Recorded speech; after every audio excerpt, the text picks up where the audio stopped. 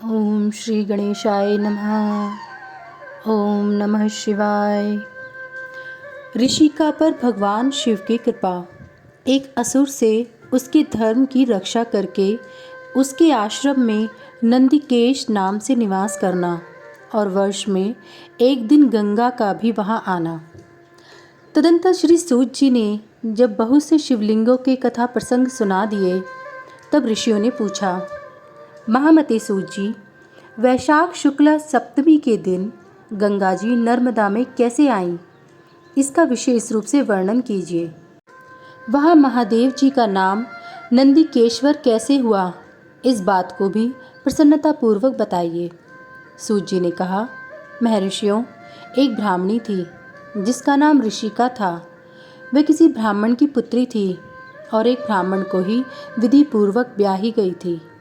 विप्रवरों, यद्यपि वह द्विज पत्नी उत्तम व्रत का पालन करने वाली थी, तथापि अपने पूर्व जन्म के किसी अशुभ कर्म के प्रभाव से बाल वैधव्य को प्राप्त हो गई।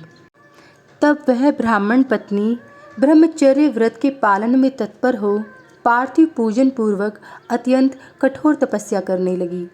उस समय अवसर पाकर मूढ़ नाम से प्रसिद्ध एक दुष्ट और बलवान असुर, जो बड़ा मायावी था, काम बाण से पीड़ित होकर वहां आया। उस अत्यंत सुंदरी कामिनी को तपस्या करती देख वह असुर उसे नाना प्रकार के लोभ दिखाता हुआ उसके साथ संभोग की याचना करने लगा। मुनीश्वरों, परंतु उत्तम व्रत का पालन करने तथा शिव के ध्यान में तत्पर रहने वाली वह साध्वी नारी काम भाव से उस पर दृष्टि न डाल सकी। तपस्या में लगी हुई उस ब्राह्मणी ने उस असुर का सम्मान नहीं किया, क्योंकि वह अत्यंत तपोनिष्ठ और शिव ध्यान परायण थी। उस कृशांगी युवती से तिरस्कृत हो उस दैत्यराज मूढ़ ने उसके ऊपर क्रोध प्रकट किया और फिर अपना विकट रूप उसे दिखाया। इसके बाद उस दुष्टात्मा ने भयदायक दुर्वचन कहा और उस ब्राह्मण पत्नी को बारंबार त्रास देना आरंभ किया। उस समय वह उसके भय से थर्रा उठी और अनेक बार स्नेहपूर्वक शिव शिव की पुकार करने लगी। उस तनभंगी दुष्पत्नी ने भगवान शिव का पूर्णतः आश्रय ले रखा था। शिव का नाम जपने वाली वह नारी अत्यंत विहल हो अपने धर्म की रक्षा के लिए भगवान शंभू की ही शरण में गई। तब शरणागत की रक्षा, सदाचार की प्रतिष्ठा तथा उस ब्राह्मणी को आनंद प्रदान करने के लिए भगवान शिव वहाँ प्रकट हो गए। भक्त वत्सल परमेश्वर शंकर ने उस काम विहल दैत्यराज मूढ़ को तत्काल भस्म कर दिया और ब्राह्मणी की ओर कृपा दृष्टि से देखकर भक्त की रक्षा के लिए दत्तचित्त हो कहा, वर मांगो। महेश्वर का यह वचन सुनकर उस साध्वी ब्राह्मण पत्नी ने उनके उस आनंदजनक मंगलमय स्वरूप का दर्शन किया। फिर सबको सुख देने वाले परमेश्वर शंभु को प्रणाम करके शुद्ध अंतकरण वाली उस साध्वी ने हाथ जोड़ मस्तक झुकाकर उनकी स्तुति की।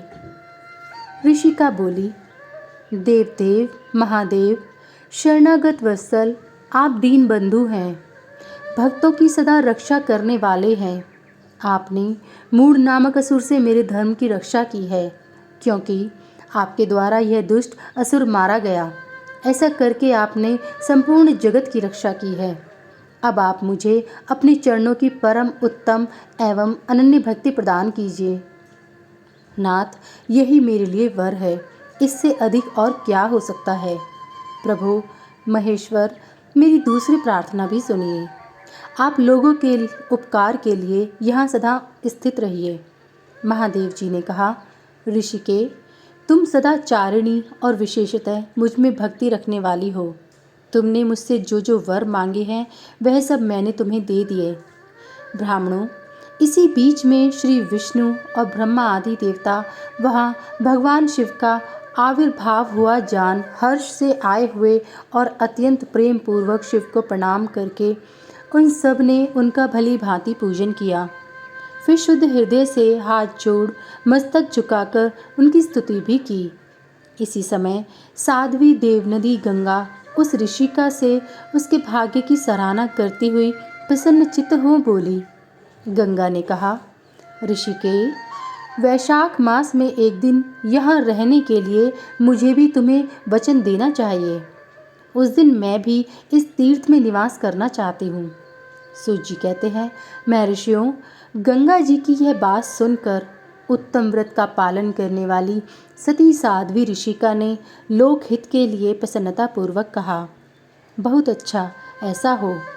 भगवान शिव ऋषिका को आनंद प्रदान करने के लिए अत्यंत प्रसन्न हो उस पार्थिव लिंग में अपने पूर्ण अंश से विलीन हो गए। यह देख सब देवता आनंदित हो शिव तथा ऋषिका की प्रशंसा करने लगे और अपने अपने धाम को चले गए। उस दिन से नर्मदा का वह तीर्थ ऐसा उत्तम और पावन हो गया तथा संपूर्ण पापों का नाश करने वाले शिव वहाँ नंदीकेश के नाम से विख्यात हुए। गंगा भी प्रतिवर्ष वैशाख मास की सप्तमी के दिन शुभ की इच्छा से अपने उस पाप को धोने के लिए वहाँ जाती हैं जो मनुष्यों से वे ग्रहण किया करती हैं। अध्याय 5 से 7 तक समाप्त। प्रथम ज्योतिर्लिंग सोमनाथ के प्रादुर्भाव की कथा और उसकी महिमा।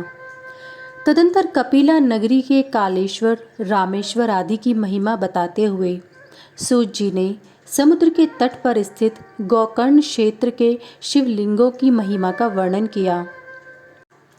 फिर महाबल नामक शिवलिंग का अद्भुत महात्म्य सुनाकर अन्य बहुत से शिवलिंगों की विचित्र महात्म्य कथा का वर्णन करने के पश्चात ऋषियों की पूछने पर वे ज्योतिर्लिंगों का वर्णन करने लगे। सूत जी बोले, ब्राह्मणों, मैंने सद्गुरु से जो कुछ सुना है वह ज्योतिर्लिंगों का महात्म्य तथा उनके प्राकट्य का प्रसंग अपनी बुद्धि के अनुसार संक्षेप से ही सुनाऊंगा। तुम सब लोग सुनो। मुने, ज्योतिर्लिंगों में सबसे पहले सोमनाथ का नाम आता है, अतः पहले उन्हीं के महात्म्य को सावधान होकर सुनो।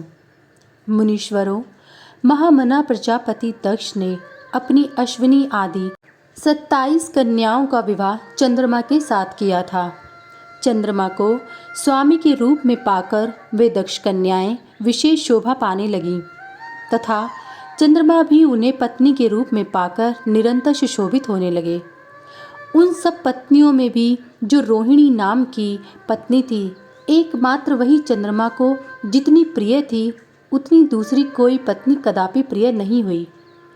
इससे दूसरी स्त्रियों को बड़ा दुख हुआ।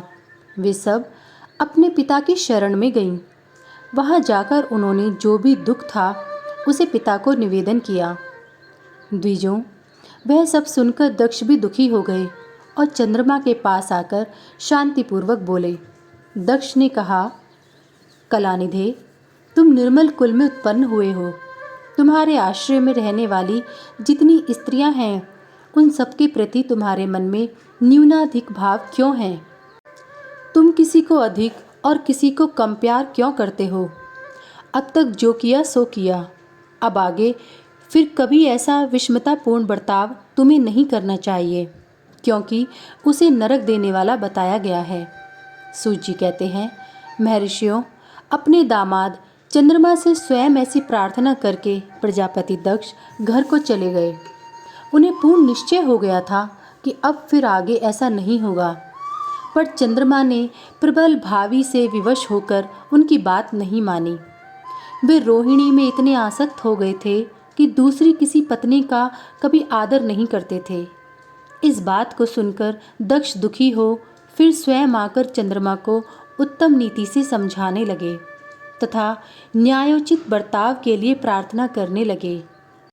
दक्ष बोले, चंद्रमा, सुनो, मैं पहले अनेक बार तुमसे प्रार्थना कर चुका हूँ, फिर भी तुमने मेरी बात नहीं मानी, इसलिए आज शाप देता हूँ कि तुम्हें क्षय का रोग हो जाए। सूत जी कहते हैं, दक्ष के इतना कहते ही क्षण भर में चंद्रमा क्षय रोग से ग्रस्त हो गए। उनके क्षीण होते ही उस समय सब और महान हाहाकार मच गया। सब देवता और ऋषि कहने लगे कि हाय हाय, अब क्या करना चाहिए, चंद्रमा कैसे ठीक होंगे। मुने, इस प्रकार दुख में पड़कर वे सब लोग विहल हो गए। चंद्रमा ने इंद्र आदि सब देवताओं तथा ऋषियों को अपनी अवस्था सूचित की। तब इंद्र आदि देवता तथा वशिष्ठ आदि ऋषि ब्रह्मा जी की शरण में गए। उनकी बात सुनकर ब्रह्मा जी ने कहा, देवताओं, जो हुआ सो हुआ, अब वह निश्चय ही पलट नहीं सकता। अतः उसके निवारण के लिए मैं तुम्हें एक उत्तम उपाय बताता हूँ। आदर पूर्वक सुनो। चंद्रमा देवताओं के साथ प्रभास नामक शुभ क्षेत्र में जाएं और वहाँ मृत्युंजय मंत्र का विधि पूर्वक अनुष्ठान करते हुए भगवान शिव की आराधना करें। अपने सामने शिवलिंग की स्थापना करके वहाँ चंद्रदेव नित्य तपस्या करें। इससे प्रसन्न होकर शिव उन्हें क्षय रहित कर देंगे। तब देवताओं तथा ऋषियों के कहने से ब्रह्मा जी की आज्ञा के अनुसार चंद्रमा ने वहाँ 6 महीने तक निरंतर तपस्या की। मृत्युंजय मंत्र से भगवान वृषभध्वज का पूजन किया। 10 करोड़ मंत्र का जप और मृत्युंजय का ध्यान करते हुए चंद्रमा वहाँ स्थिर चित होकर लगातार खड़े रहे। उन्हें तपस्या करते देख भक्त वत्सल भगवान शंकर प्रसन्न हो उनके सामने प्रकट हो गए और अपने भक्त चंद्रमा से बोले। शंकर जी ने कहा, चंद्रदेव, तुम्हारा कल्याण हो। तुम्हारे मन में जो अभीष्ट हो वह वर मांगो।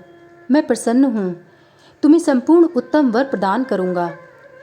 चंद्रमा बोले, देवेश्वर, यदि आप प्रसन्न हैं तो मेरे लिए क्या असाध्य हो सकता है।